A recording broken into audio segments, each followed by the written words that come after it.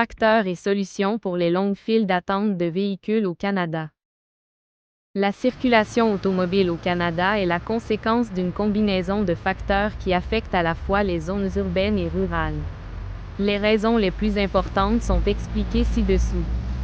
Des villes comme Toronto, Vancouver, Montréal et le reste du pays ont connu une croissance démographique importante au cours des dernières années, entraînant une augmentation de la densité des véhicules sur les routes. Dans de nombreuses régions, l'infrastructure routière n'a pas été développée ou modernisée au même rythme que la croissance démographique. Cela crée des embouteillages sur les routes principales et un manque d'alternatives de transport efficaces. Les transports publics ne sont pas toujours une option pratique ou accessible dans certaines villes. Cela pousse les gens à utiliser les véhicules privés comme principal moyen de transport. Les conditions météorologiques extrêmes dans de nombreuses régions du Canada, comme les hivers froids et enneigés, limitent les options de mobilité alternatives, comme la marche ou le vélo. La voiture devient une nécessité pour se déplacer dans des conditions difficiles. Les projets de construction ou d'entretien des routes entraînent souvent des retards importants, surtout au printemps et en été, lorsque ces travaux sont plus fréquents.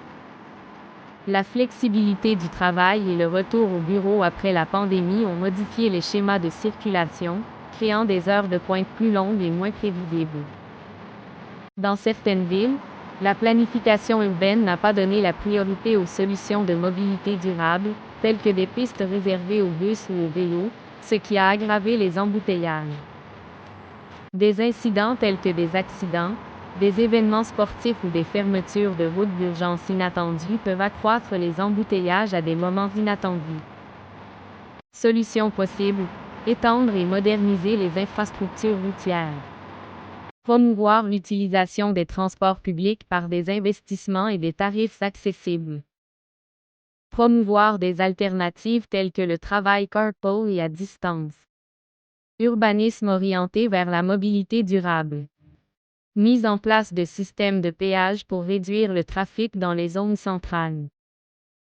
La combinaison de longues distances, d'infrastructures axées sur l'automobile et des limitations des transports en commun fait de l'utilisation d'un véhicule pratiquement une nécessité pour la plupart des Canadiens. N'oubliez pas de vous abonner à notre chaîne sur YouTube et de nous suivre sur Facebook sous le nom ici Noticias Canada pour être toujours informé. Merci de nous avoir choisis comme source d'informations fiables.